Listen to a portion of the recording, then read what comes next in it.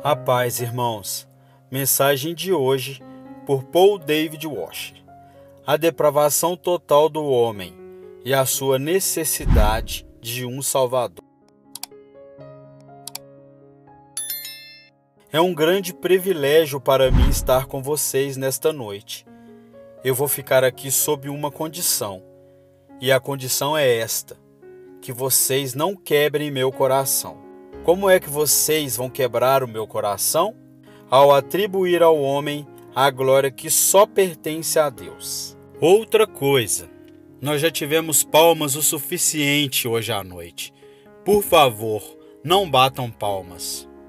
Às vezes, eu gostaria de te pegar pela mão e conduzir você na história da igreja. Eu gostaria de introduzir você a homens e a igrejas na história, que estimavam a Deus a tal ponto, que honravam a Deus a tal ponto, que eles nunca fariam o que vocês fizeram aqui hoje à noite. Homens são pó, e a parte da graça de Deus, eles não são nada mais do que pessoas que odeiam a Deus. Isso inclui até aqueles de nós que pregamos, se nós verdadeiramente conhecemos a Deus. Se nós realmente estamos na sua presença, se um homem é verdadeiramente homem de Deus, ele não pode suportar as palmas, ele não pode suportar as honras dadas a homens. A Deus somente pertence a glória. Você conhece a Deus? De tal forma que você o teme. Eu conheço um Deus, o Deus das Escrituras, que quando a glória é dada aos homens, ele mata aqueles homens. Eu quero viver. Eu quero honrar a Deus, e eu quero que você aprenda a honrar a Deus, a não estimar homens. Homens são homens. O que nós vamos fazer hoje à noite? Nesta manhã, nós falamos sobre a preeminência do Evangelho. Hoje à noite nós vamos falar sobre a necessidade do Evangelho. Eu tenho que fazer algo hoje à noite que não vai ser agradável. Eu preciso falar do pecado do ser humano e eu preciso falar da ira de Deus. Só então você consegue entender o Evangelho de Cristo Jesus. Alguns de vocês vão dizer o seguinte: por que ele veio este caminho todo até aqui para nos ensinar sobre pecado? E eu vou te dar uma razão. Porque muitos pregadores hoje em dia não estão falando sobre pecado. E por causa disso você não consegue apreciar a graça.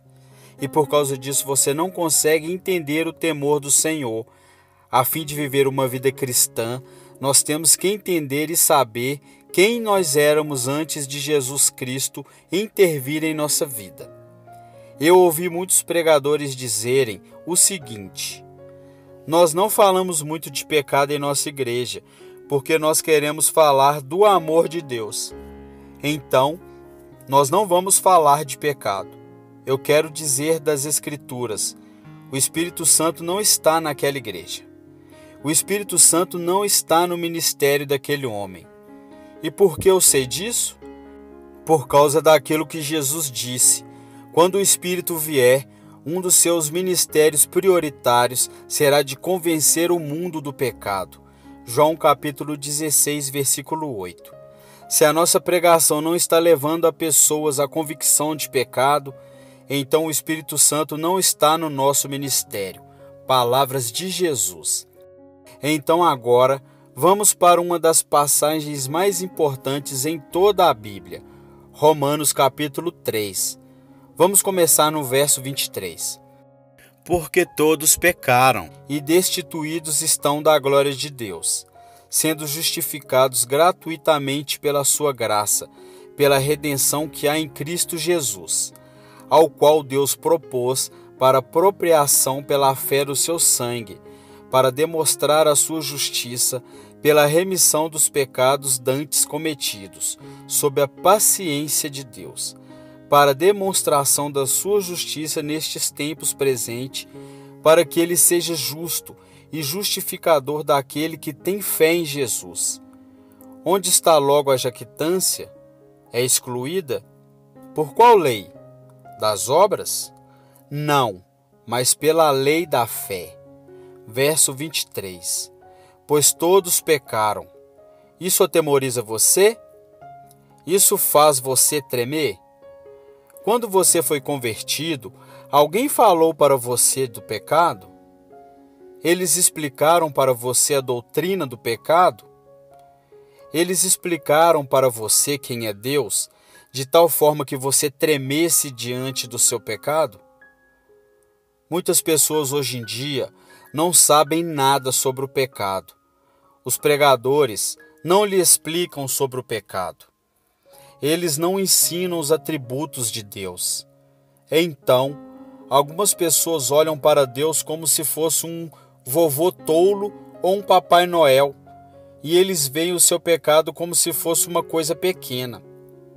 Não existe forma de eu explicar para você quão terrível é o pecado diante de um Deus santo. Deixe-me dar uma ilustração. No dia da criação, Deus ordenou as estrelas a serem colocadas em lugares diferentes do espaço, e todas elas se curvaram em adoração diante de Deus. Deus falou para os planetas se moverem em esfera, em círculos, e eles disseram, Amém, e obedeceram ao Criador. Deus falou para as montanhas, se levantem, e ele falou para os vales, abaixem-se, e eles se submeteram à sua voz. Deus falou para o mar, você vai vir até aqui, mas não passarás daqui. E o mar o adorou e o obedeceu.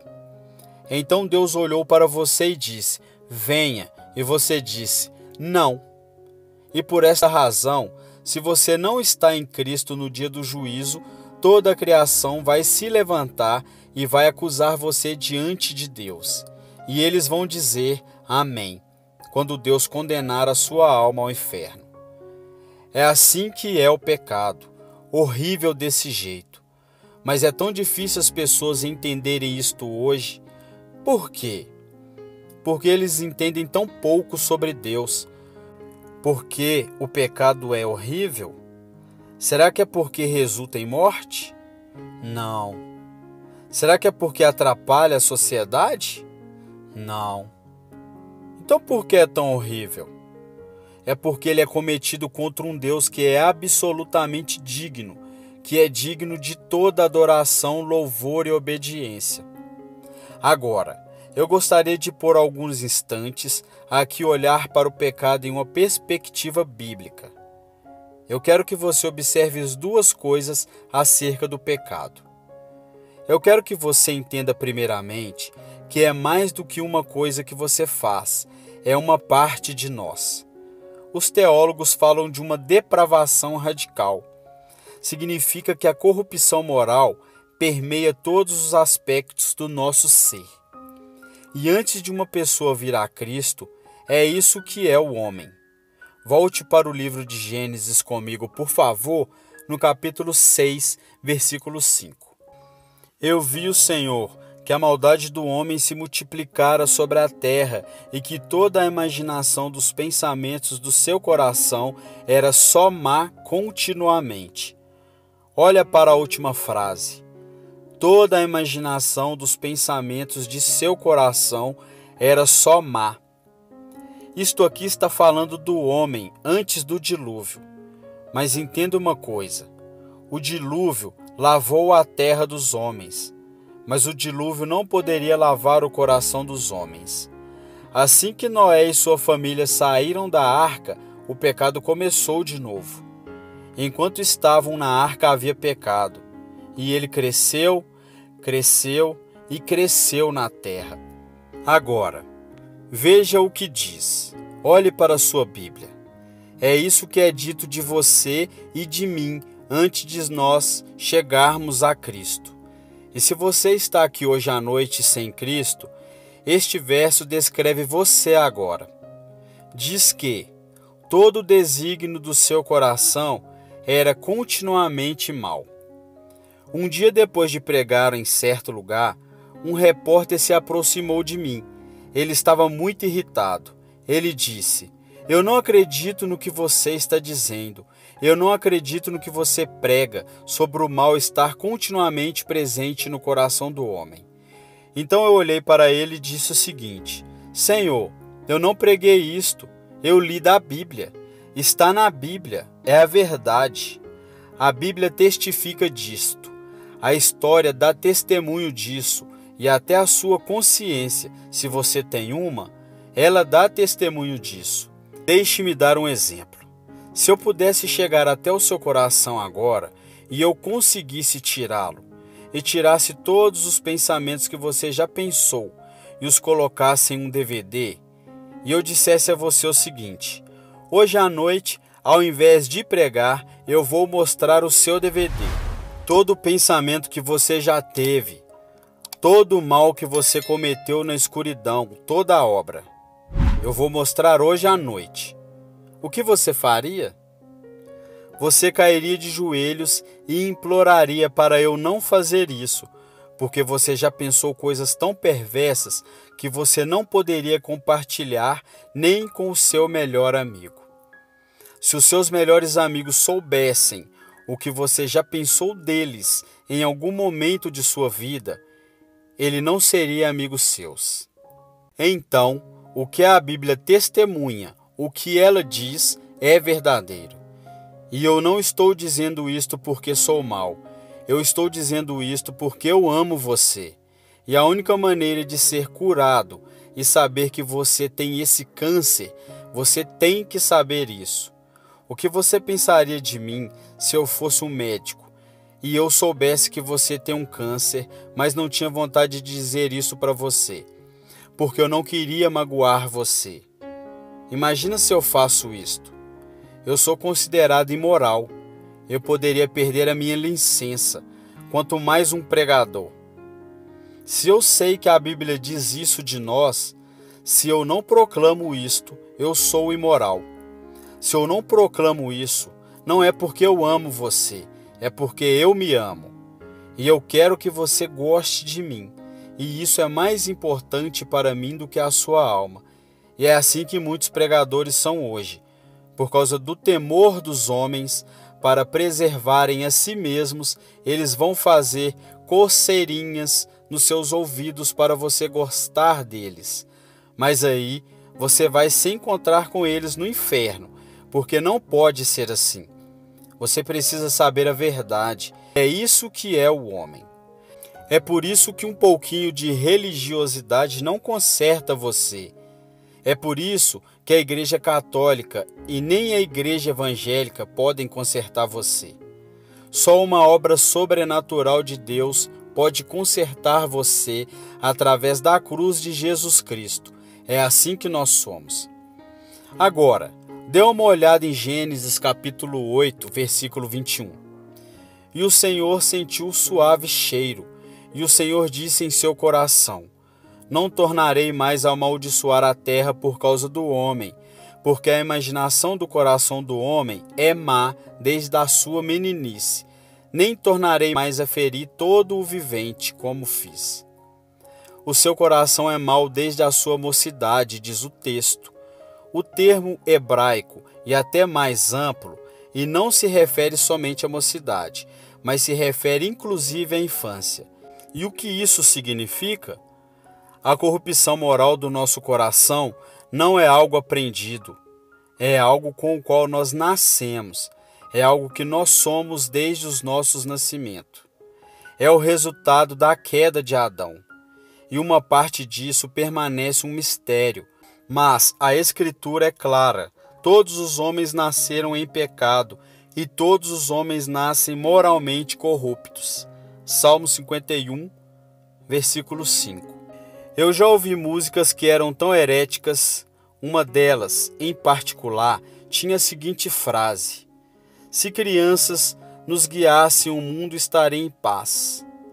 Quem escreveu esta música nunca teve criança. Quem escreveu essa música não sabe nada da humanidade e não sabe nada da Bíblia também. Deixe-me provar isto para você. Eu tenho uma criança de 3 anos e eu a coloco em uma sala. Eu lhe dou todos os brinquedos do mundo. Um a um os coloco em sua mão. Até que eu encontro um brinquedo que ela não quer. Então eu o coloco em sua mão de novo e ela joga fora. Eu coloco em sua mão novamente, ela grita e chora e joga o brinquedo fora de novo. Mas eu sei de algo que pode fazer a criança desejar aquele brinquedo mais do que todos os demais. Sabe o que eu tenho que fazer? Trazer outra criança, colocar esta criança em frente dela e dar o brinquedo que ela não gosta na mão da outra criança. E o que acontece? Terceira Guerra Mundial. É assim que nós somos. O que nós vemos naquelas crianças é a razão de toda a guerra, a razão de todo assassinato, de todo estupro. Está lá, e é a parte da graça restringidora de Deus. Isto permearia o mundo e nós seríamos destruídos. Deixe-me dar um exemplo. Hitler, você acha que ele era uma anomalia? Você acha que ele era um fenômeno? Ou uma pessoa rara, diferente da sociedade? Tem algo que você precisa aprender sobre teologia. Tem uma graça comum que restringe todo o mundo, e se você não é como Hitler, é só por causa da graça de Deus que restringe você. E se Deus puxasse esse freio de você, você ia fazer com que Hitler parecesse um mocinho de coral. Você está entendendo o que eu estou dizendo? Ele não era uma anomalia. Ele era um reflexo do que todos nós somos, a não ser que Deus restrinja a maldade do homem. Essas são verdades que ninguém quer ouvir, e são verdades que pregadores não querem pregar, mas são necessárias. Elas são as Escrituras, e elas foram ensinadas em toda a história da igreja até o presente.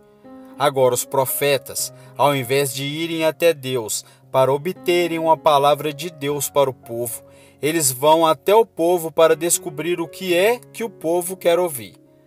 Você tem que saber disso para que você seja salvo. Agora vamos para Isaías capítulo 64, versículo 6. Mas todos nós somos como um imundo, e todas as nossas justiças como o trapo da imundície. E todos nós murchamos como a folha, e as nossas iniquidades como um vento nos arrebatam. Deus é perfeitamente justo, perfeitamente reto, e Ele não pode tolerar injustiça. Deixe-me provar isto para você. Quantas vezes Adão e Eva pecaram antes de serem expulsos do jardim? Só uma vez. Eles pecaram uma única vez. Eles pecaram uma vez e o universo inteiro foi lançado no caos. Toda a criação foi trazida para debaixo do juízo de Deus. Um pecado. Pergunta: quantas vezes você pecou? Agora multiplique um pouco e pense naquilo que está acontecendo. Nós não pensamos muito em pecado, mas nós temos que pensar. Olha o que diz aqui. Todos nós somos como o imundo, diz o verso 6. A palavra no hebraico pode significar diferentes coisas e você tem sempre que considerar o contexto. Refere-se a coisas tão feias que não quero nem compartilhar diante de todos que estão aqui. Mas uma das coisas que pode ser referir aqui neste texto é a lepra. Você já viu um leproso? Eu sei que tem diferentes estágios e fases da lepra. Existe um tipo que é pior e é horrível.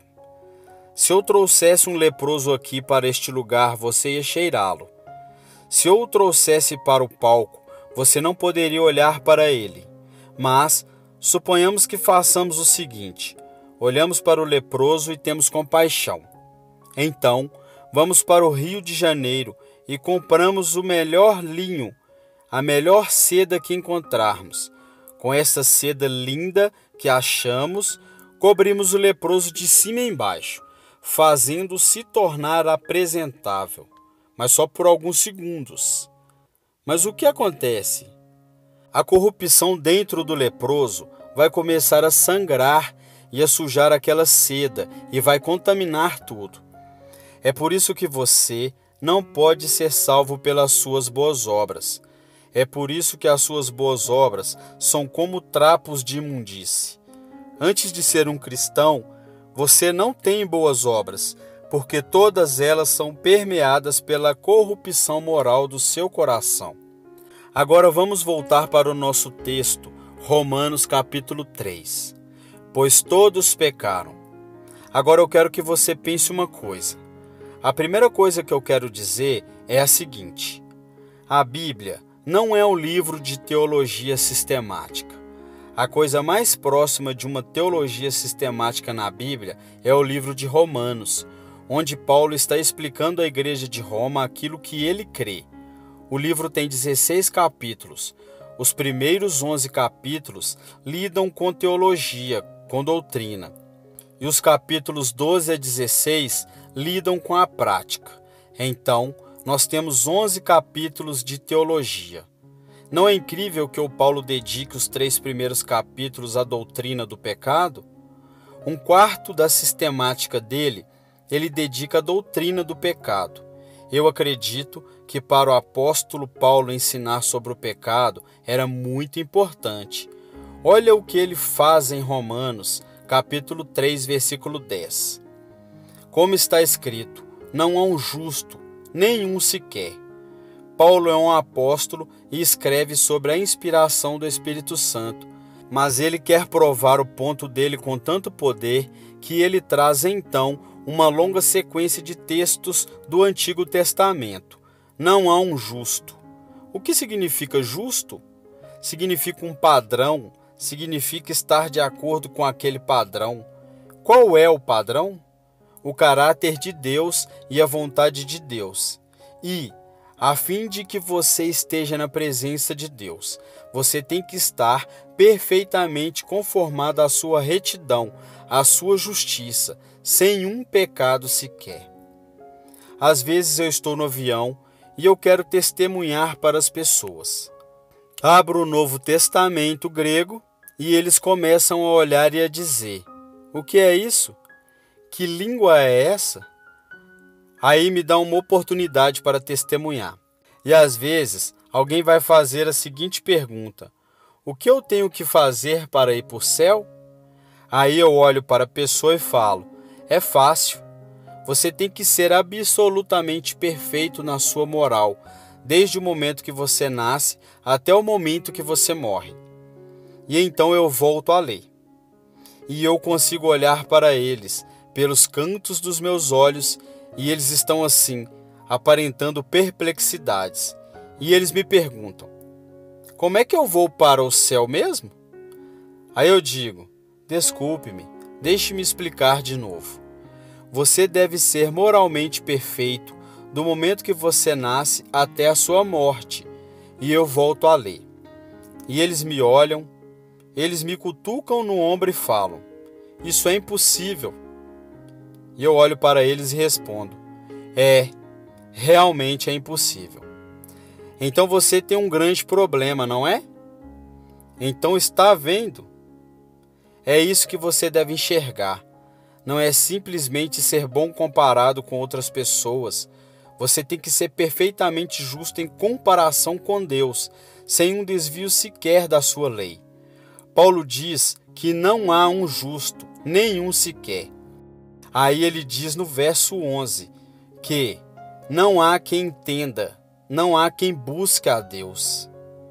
Ouça o que eu vou dizer com muita atenção, porque ao redor do mundo eu tenho ouvido o seguinte, e nos Estados Unidos também, e aqui no Brasil, que há grandes avivamentos acontecendo. Não está acontecendo. E eu vou lhes dizer o porquê de não estar acontecendo. Porque a maioria das igrejas que estão repletas com 10, 15, 20 mil pessoas, eu escuto a pregação.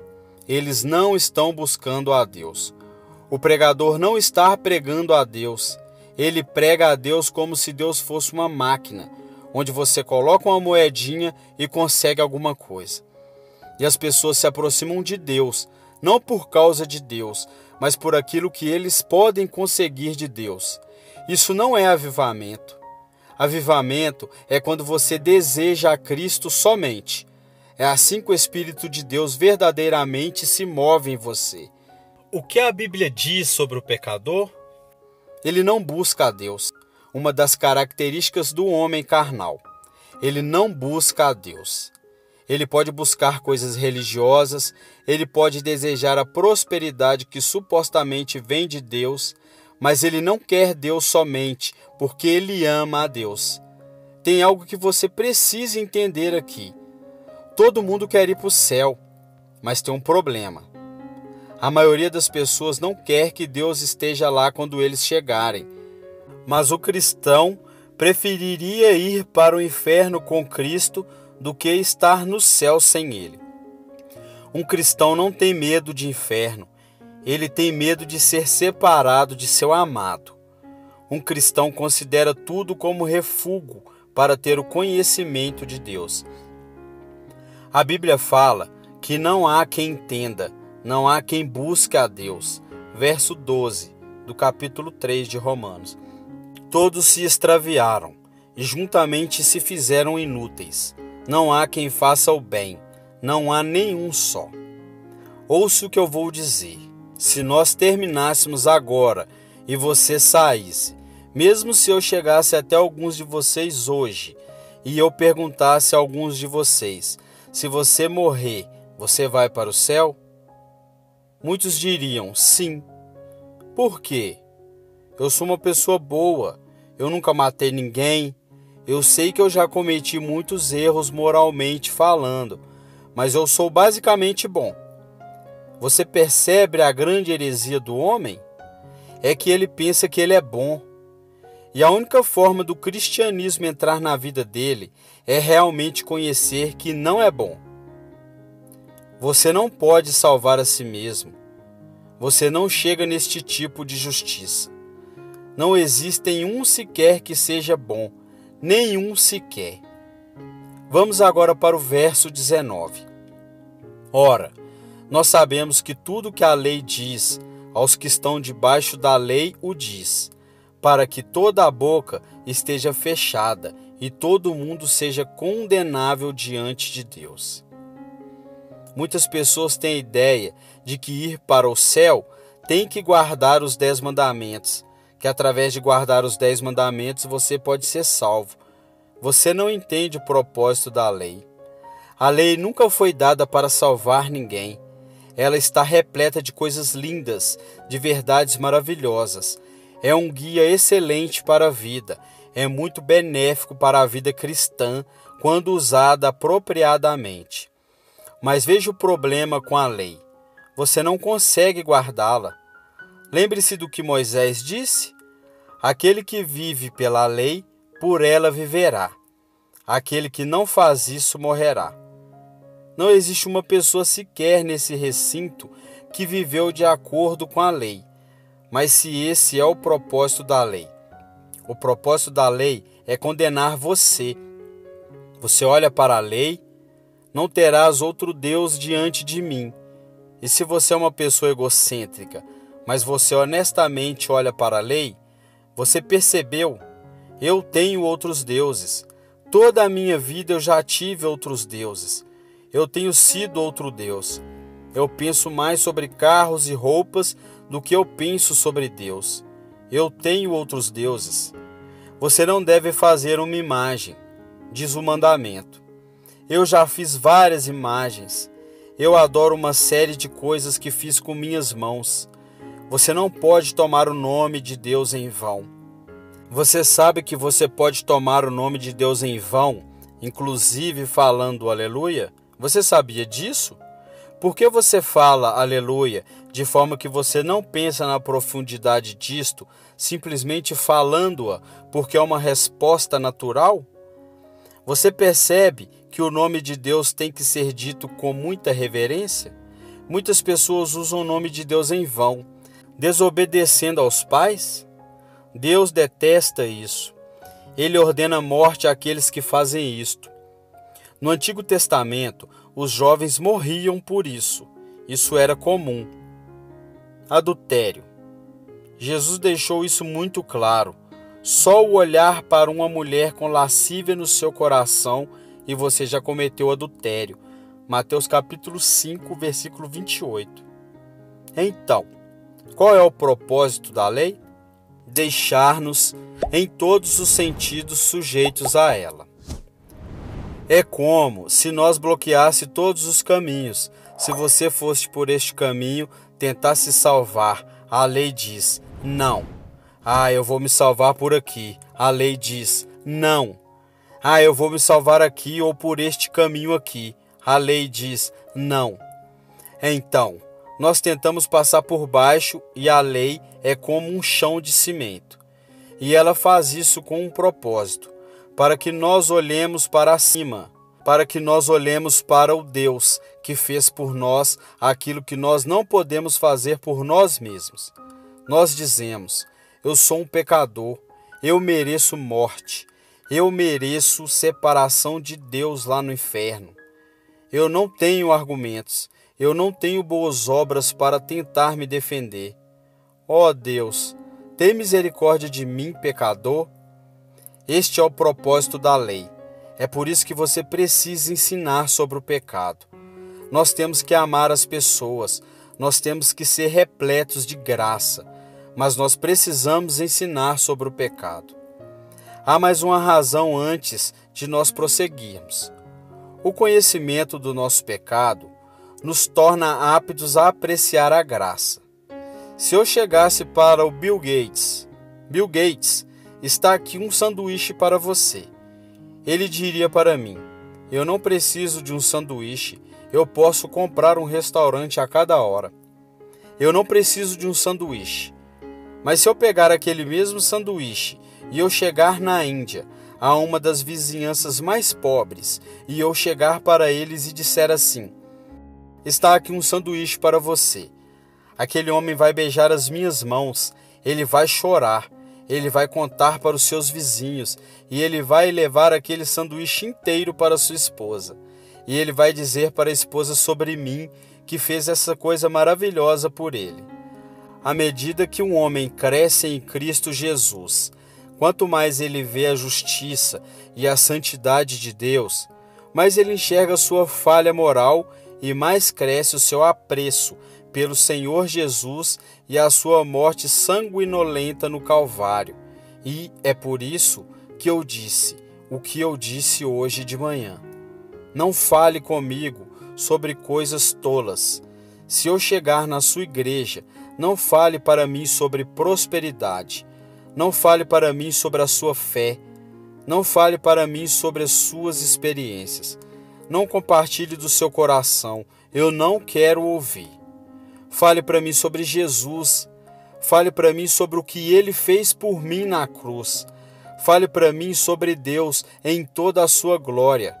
Fale para mim sobre o pecado do homem em toda a sua depravação, para que quando eu olho para Jesus, de novo, Ele fique mais precioso aos meus olhos.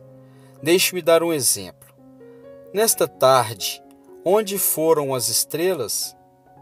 Será que um gigante pegou uma cesta, colocou as estrelas dentro e as levou embora? Onde é que elas foram? Elas não foram a lugar nenhum, mas por que nós não as conseguimos ver? Por causa da luz do sol. O que é que isso nos ensina? Nós só conseguimos ver a beleza das estrelas quando existe um céu totalmente escuro por detrás delas. E você só consegue entender a graça de Deus e ver sua real beleza quando você contrasta com o lado negro da nossa depravação. E então, você não precisa dessas coisas triviais para você crer. Você não precisa dessas coisas triviais para você amar a Deus. Você o ama porque o seu filho morreu por você, e isso basta. Já falamos um pouco sobre o homem. Agora vamos falar um pouco sobre Deus. Lá em Oséias capítulo 4, versículo 6, fala que o meu povo é destruído por falta de conhecimento. Ouça-me a palavra, destruído. Meu povo é arruinado. Eles não sabem como viver porque eles não têm o conhecimento de Deus. Agora, Dê uma olhada em Provérbios capítulo 29, versículo 18. Não havendo profecia, o povo perece, porém o que guarda a lei, esse é bem-aventurado. Onde não há visão ou profecia. No contexto aqui, o que ele está falando? Ele está falando o seguinte: onde não há revelação do caráter e da lei de Deus, o que é que acontece com o povo? Eles correm sem restrições, eles saem fazendo loucuras, eles continuam em corrupção. Então, se não há um conhecimento de Deus, a imoralidade entre o povo de Deus cresce cada vez mais. Você sabe o que torna a Igreja dos Estados Unidos famosa, conhecida? Imoralidade. Sob o que faz você famoso? Sua igreja famosa? Você quer saber? A igreja no Brasil é conhecida pela sua imoralidade. Você pode ficar com raiva. Observe que eu me incluí nisto. O meu povo também. Você tem que encarar isso. Tem muitas pessoas professando fé em Cristo que vivem em carnalidade, imoralidade e sensualidade. Isso acontece o tempo todo, em todo o evangelicalismo. Por quê? Qual a razão disto? O meu povo é destruído por lhe faltar conhecimento. Por que não há profecia sobre o caráter de Deus e a sua lei? Todos estes profetas tolos profetizando coisas tolas. Em todos os Estados Unidos, em todo o Brasil. Eles não são nada mais do que meninos que veem rostos em nuvens que não existem. Eles falam paz, paz, quando não há paz. E se você cair no ensino deles, a sua queda vai ser terrível. O povo de Deus é destruído por causa de uma falta de conhecimento de Deus. Vamos dar uma olhada no Salmo capítulo 50, versículo 17. Visto que odeias a correção e lanças as minhas palavras para detrás de ti. Eles não querem o ensino de Deus. Quando vês o ladrão, consentes com ele e tens a tua parte com adúlteros. Soltas a tua boca para o mal e a tua língua compõe o engano. Assenta-te a falar contra o teu irmão, falas mal contra o filho da tua mãe. Veja um verso importante agora. Estas coisas têm feito, e eu me calei. Pensavas que era tal como tu. Escute-me, eles pensavam que Deus era como eles. Por que eles pensavam que Deus era igual a eles? Porque ninguém estava pregando sobre Deus. E quando ninguém estava ensinando sobre Deus, o que acontece? As pessoas começam a fazer Deus a sua própria imagem. Domingo de manhã é um dos momentos de maior idolatria em toda a semana. Por que eu digo isso? Porque as pessoas estão adorando um Deus que elas fizeram com a sua própria mente. Eles criaram um Deus e então o adoram, o Deus que criaram. E você diz: irmão Paul, por que você está falando isto? Eu quero que você escute o que eu vou falar. O que nós estamos falando? O conhecimento de quem é Deus. Escute bem atentamente. Se você não conhece o que a Bíblia fala sobre quem é Deus e os seus atributos, então você vai ter a tendência de criar o seu próprio Deus e adorar ao Deus que você construiu em sua mente.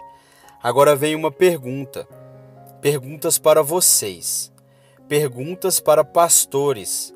Perguntas para alunos de seminário. Cristão, quantos anos da sua vida você gastou estudando os atributos de Deus? A maioria de vocês vão dizer nunca. Cristão, quantos anos você já esteve sob a pregação de um pregador, onde ele gastou a maior parte do tempo falando sobre os atributos de Deus? Quem é Deus? A maioria de vocês vão dizer, nunca, pastor. Agora, para os alunos de institutos bíblicos, quando você estuda lá no seminário, no instituto, 4 anos, quantos foram gastos estudando os atributos de Deus? A maioria de vocês vai dizer, 1 semestre, pastor. Quando você vai para o seminário para obter o seu grau de pastor, quanto tempo você gasta nos atributos de Deus? Quando você começou a pregar lá no púlpito, depois que você se formou, quanto tempo você gastou e dedicou estudando os atributos de Deus? Quanto esforço você compreendeu para ensinar o seu povo sobre os atributos de Deus? Você pode ouvir milhares de sermões amanhã. Infelizmente, é raro encontrar um sobre os atributos de Deus. Você diz que Deus é santo, mas você já estudou isto? Você consegue entender o que isto significa? Você diz, Ele é justo. Você entende o que isso significa? Você sabe como é que Deus olha para o pecado? Você sabe como é que Ele responde a isto? Você está entendendo o que eu estou dizendo? Eu provei, não provei? O povo de Deus é ignorante a respeito de Deus. A razão pela qual há tantos programas e eventos nas igrejas, tem tantas estratégias sobre discipulado, é porque nessas atividades estamos tentando trocar o conhecimento de Deus por outra coisa.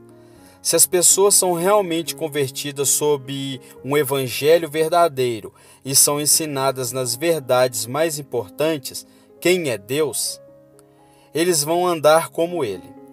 Eles serão um povo santo. Deixe-me dar um exemplo. Se nós fizéssemos uma conferência aqui no Brasil e nos Estados Unidos, e essa conferência fosse sobre prosperidade, se fosse sobre cura, nós poderíamos encher o maior auditório neste país. Mas se nós tivéssemos uma conferência sobre os atributos de Deus, não iríamos encher nem a metade desse auditório. Por quê? Porque eles querem prosperidades, eles não querem Deus. Se nós fizéssemos uma conferência sobre a cruz de Cristo e falássemos sobre o Filho de Deus sendo moído debaixo da ira de Deus, quantas pessoas viriam? Você percebe quão errado tudo isto é? Avivamento genuíno é quando as pessoas se voltam para Deus em obediência, em amor. Eu quero ir com vocês bem rapidamente em Jeremias capítulo 9, versos 23 e 24. Assim diz o Senhor: não se glorie o sábio na sua sabedoria, nem se glorie o forte na sua força, não se glorie o rico nas suas riquezas, mas o que se gloriar, glorie-se nisto, em me entender e me conhecer, que eu sou o Senhor, que faço beneficência, juízo e justiça na terra, porque destas coisas me agrado, diz o Senhor. Este texto tinha que estar em seu coração, porque os homens não poderiam se vangloriar na sua sabedoria, porque os fortes não poderiam se vangloriar na sua força e os ricos na sua riqueza, mas os que se gloriar, deveria se gloriar nisto, que você conheça a Deus, que Ele é santo, que Ele é justo. Alguns de vocês estão muito desapontados. Você veio hoje à noite esperando outra coisa. Mas escuta uma coisa. Antes de eu lhe dizer as boas notícias, eu preciso lhe dizer as más notícias, para que quando eu chegar nas boas notícias, ela seja realmente boa, a melhor notícia.